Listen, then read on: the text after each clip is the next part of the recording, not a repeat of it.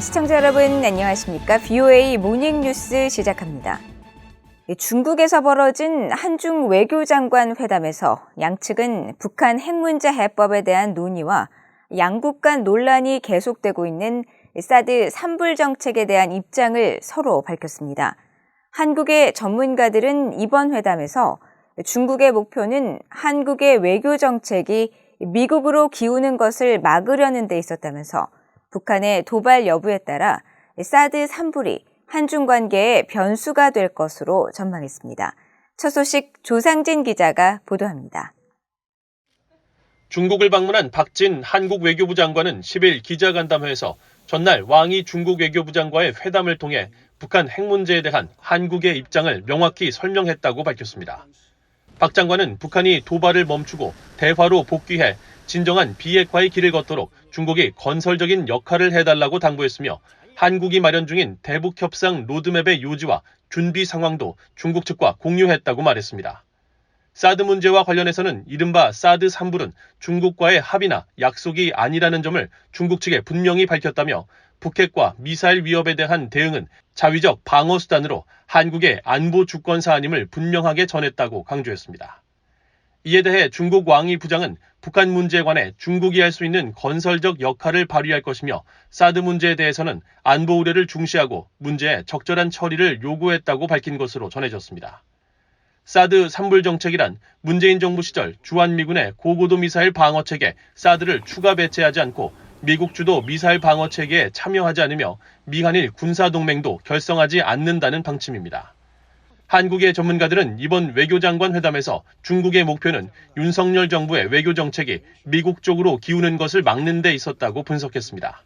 그러면서 북한의 7차 핵실험 등 전략적 도발은 그런 중국 전략에 불리한 요인이 될 수 있다고 지적했습니다. 만약에 북한이 핵실험을 한다든지 하는 큰 도발을 하게 되면은 한국의 대미 경사가 가속화되고 확고하게 돼버릴 거고, 그렇다고 하면은 중국이 한국을 제어하고자 하는 시간을 상실할 수가 있거든요. 한국의 주권 사항이고 또 국가와 국민의 생명과 재산을 보호하기 위해서 이 문제가 생겨난 것이기 때문에 만약에 북한이 7차 핵실험을 한다라든가 또 다른 핵 미사일 고도화를 통해서 한국에 대한 위협이나 지역 안보를 해치는 행위를 하게 되면은 한국 정부로서는 사드 추가 배치를 포함한 모든 문제를 다시 고민할 수밖에 없는 상황인 거죠.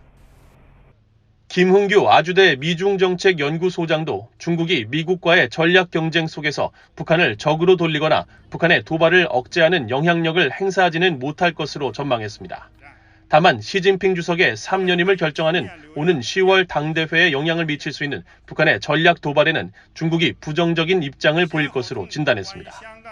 전문가들은 이번 한중 외교장관 회담에서 중국이 한국의 전략적 가치를 의식해 압박보다는 신중한 태도를 보였다면서 특히 중국이 한국 내 압도적인 반중 여론을 신경 쓰는 등 미중 간 전략 경쟁 속에서 한국을 자기 쪽으로 끌어들이려는 모습을 보이고 있다고 지적했습니다.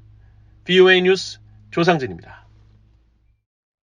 미국 의회에서는 미중 갈등이 고조되는 가운데 한국 등 인도태평양 영내 동맹들을 지원하고 이들과의 협력을 강화하기 위한 방안에 대한 여러 제언들이 나오고 있습니다.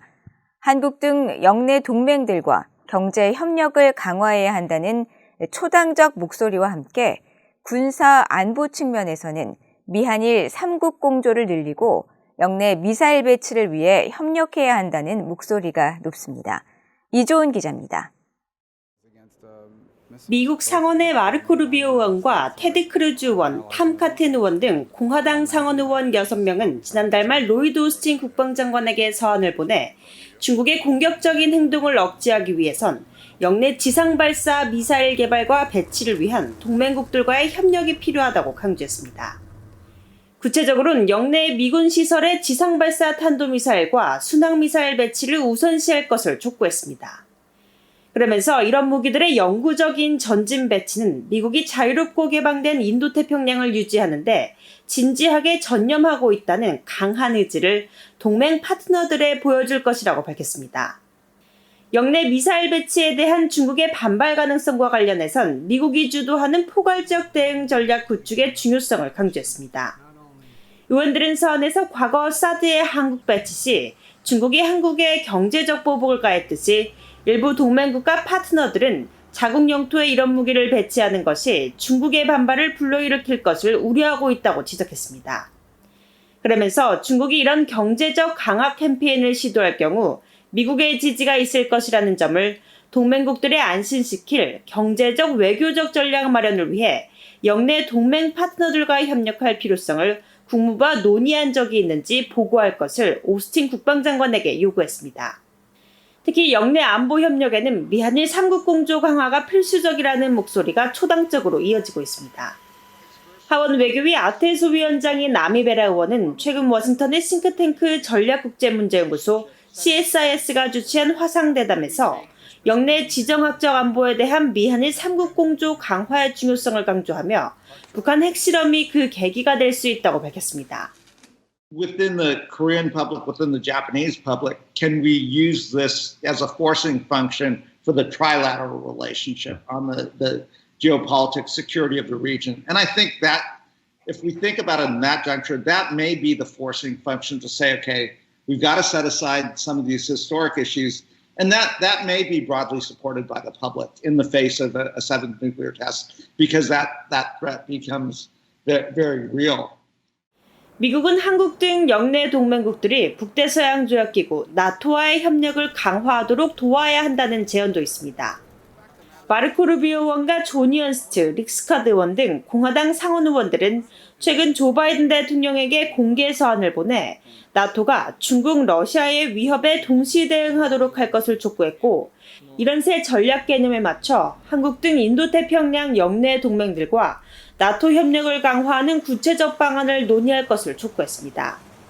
그러면서 바이든 대통령이 나토 정상회의에서 나토의 평화를 위한 파트너십 등을 모델로 삼아 한국, 일본, 호주, 뉴질랜드가 나토와의 협력을 강화하는 방안에 대해 구체적으로 논의할 것을 촉구했습니다.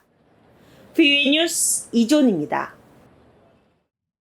한국을 방문한 베스 벤다인 미국 하원 의원을 비롯한 미국의 한반도 안보 문제 전문가 대표단 일행이 이종섭 한국 국방부 장관을 만나 주요 안보 현안에 대해 의견을 교환했습니다.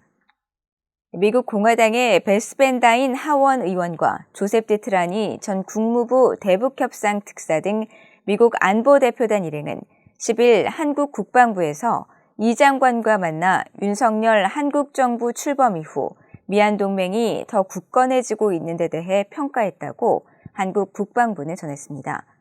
또 한반도와 인도태평양 지역의 평화와 안정에 기여하는 미한 동맹의 역할을 평가하면서 앞으로도 양국 동맹 발전을 위한 의회와 민간 차원의 관심과 지원을 아끼지 않을 것이라고 말했습니다.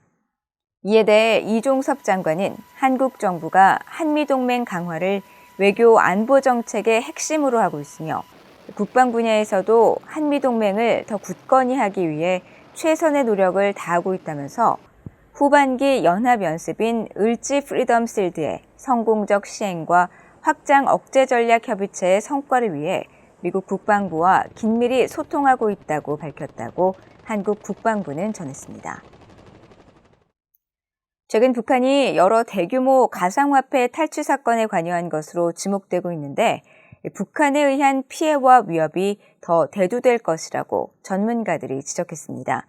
이에 대해 미국과 한국 정부는 북한의 사이버 기반 시설 등을 겨냥한 더 공세적인 대응이 필요하다는 주문도 나옵니다. 박형주 기자가 보도합니다. 미국 민간연구소인 신미국안보센터가 미한 사이버 협력을 주제로 개최한 세미나에서 미국 연방수사국 FBI에서 사이버 등 대북 제재 이행 업무를 담당했던 닉 칼슨 미국 암호화폐 정보업체 TRM 분석관은 북한의 가상화폐 탈취를 비롯한 사이버 금융범죄 위협 환경이 역대 최악이었다고 평가했습니다. 그러면서 가상화폐 사용이 늘어나면 북한의 관련 해킹은 더 기승을 부릴 것이라고 경고했습니다. And that issue, it's going to get worse, right? Cryptocurrency is going to become much more of an accepted means of actual, payment settlement. It isn't right now, right? Really, for the vast majority. But, in 5 years, I think it's completely believable that there will be, settlement of international petroleum deals in crypto. 칼슨 분석가는 최근 미국 재무부가 가상화폐를 돈 세탁해 현금화를 도와주는 믹서 업체를 또다시 제재한 것은 범죄자들의 돈 세탁 경로를 차단하는 기념비적인 조치라면서 정부 차원의 대응 속도와 효율성도 몇 년 전보다 개선됐다고 평가했습니다. 하지만 미국과 한국이 북한의 악의적 사이버 활동에 대해 더 공세적인 대응에 나서야 한다며 두 나라가 발족한 미한 사이버 실무그룹에서 이런 문제를 집중적으로 다룰 것을 제안했습니다. Offensive targeting, operations that actually go after the North Korean cyber infrastructure itself, destroy, use wipers, try to disrupt their operations. That's something that I'd like to see a lot more of. 한국국가안보전략연구원의 김소정 선임연구원은 미국과 한국의 사이버 실무그룹에서 가상화폐 시장 등 민간 영역에 대한 이해를 바탕으로 북한의 사이버 위협에 대한 공동 분석과 평가가 선행돼야 한다고 강조했습니다. There's a lot of things to further studies together, so it's in that word.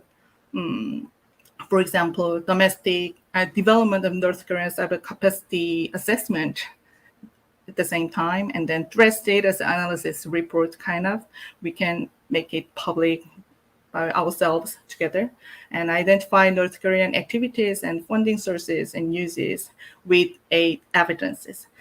신미국 안보센터의 제이슨 바틀렛 연구원은 북한을 비롯한 국가 연계 사이버 행위자들의 위험성을 경고하는 주의보를 미국과 한국 정부 당국이 공동 발령할 것을 제안했습니다. I think that can be a really easy way to show that we are in this together, we are going to work together, and to make sure that both parties are fully cognizant of these risks. 바틀렛 연구원은 또 한국은 미국과 유엔 제재를 준수하고 집행할 수 있지만 미국처럼 독자적인 제재 역량은 없다면서 북한의 사이버 활동에 대한 구체적인 제재 방안도 실무그룹 차원에서 논의될 수 있을 것이라고 말했습니다. VOA 뉴스 박형주입니다. 미한 외교당국이 북한의 사이버 위협에 대응하기 위한 첫 국장급 회의를 개최하고 북한의 가상화폐 해킹 차단을 위한 방안 등을 논의했습니다. 국무부는 9일 보도자료에서 정박 국무부 대북특별부대표가 한국 이태우 외교부 북핵 외교기획단장과 북핵 문제를 논의하고 사이버와 가상화폐 분야 담당 양국 관계부처 관계자들을 초청해 북한에 점증하는 사이버 위협에 대해 논의했다고 밝혔습니다. 그러면서 이번 회의는 북한의 사이버 프로그램이 제기하는 위험에 대해 다루고 악의적 사이버 활동을 통해 불법 대량 살상 무기와 탄도미사일 프로그램에 자금을 조달하려는 북한의 지속적인 시도에 맞서기 위한 전략에 초점을 맞췄다고 설명했습니다. 국무부는 이번 회의가 사이버 공간에서 파괴적이고 불안정을 야기하는 행동에 집중하고 이에 대응하기 위해 비슷한 생각을 가진 국가들과 긴밀히 협력하겠다는 미국의 약속을 더욱 강조하는 것이라면서 정박 부대표는 북한의 사이버 위협을 다루기 위해 한국 윤석열 정부와 계속 긴밀히 협력하겠다는 미국의 약속을 재확인했다고 설명했습니다. 북한 정권의 후원을 받는 해킹 조직으로 미국 정부의 제재 대상에 오른 안다리엘이 마우이 랜섬웨어를 유포해 일본을 비롯한 전 세계 주요 산업을 대상으로 해킹 공격을 벌이고 있다는 지적이 제기됐습니다.